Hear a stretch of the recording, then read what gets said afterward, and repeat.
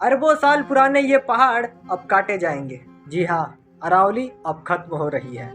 अरबों साल से अडिग खड़ी अरावली पर्वत श्रृंखला न सिर्फ पूरे राजस्थान में फैली हुई है, बल्कि इसका एक हिस्सा गुजरात को भी जाता है और एक हिस्सा हरियाणा से होते हुए दिल्ली तक जाता है। तो वर्तमान में सुप्रीम कोर्ट और गवर्नमेंट दोनों ने अरावली पर होने वाली खनन और माइनिंग को जायज ठहराते हुए क्लीन चिट दे दी है, यानी कि आने वाले समय में कभी भी वहाँ पर खनन माइनिंग ये सारी चीजें चालू हो जाएगी और इसके बहुत बुरे दुष्प्रभाव हमें देखने को मिलेंगे आने वाले समय में। और क्योंकि इसके खिलाफ प्रोटेस्ट भी हो सकते हैं, इसलिए गवर्नमेंट ने भी इसके खिलाफ एक बहुत अच्छी रणनीति खेली है। इसलिए उन्होंने अरावली की परिभाषा ही चेंज कर दी। उन्होंने कहा है कि 100 मीटर से जो भी कम पहाड़ है वो अरावली माने ही नहीं जाएंगे।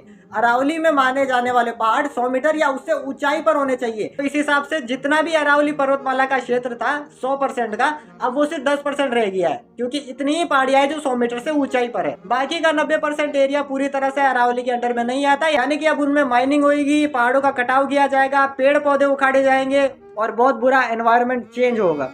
ये बिल्कुल वैसा है कि आपके घर में घुस करके आपको बताया जा रहा है कि भाई आपने गलत घर बना लिया, आपका एरिया सिर्फ वो एक कमरे का है, यानी कि वो जो एक कमरा जो कोने का है सिर्फ वही आपका घर है, बाकी हिस्सा हमारा है और हम उसके अंदर दुकान लगाएंगे।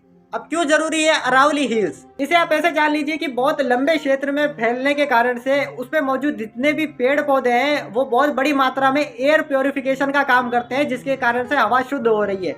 दूसरी बात, रेगिस्तान से आने वाली जितनी भी शुष्क हवा, गर्म हवा, सर्दियों के समय ठंड हवा, उनको बाकी एरिया में जाने से रोकते हैं अरावली पर्वत। और भारी मात्रा में जल संचय, जल संग्रहण का कारण है अरावली हिल्स। वहाँ से रिसने वाला पानी आसपास के सभी गांवों को लंबे समय तक पानी प्रोवाइड करवाता है।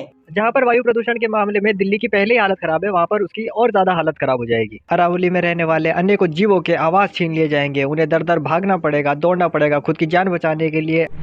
एक प्रकार से जिस अरावली के अस्तित्व से हमारा अस्तित्व है, आज उसी के अस्तित्व को हम इंसानों के अस्तित्व से खतरा है।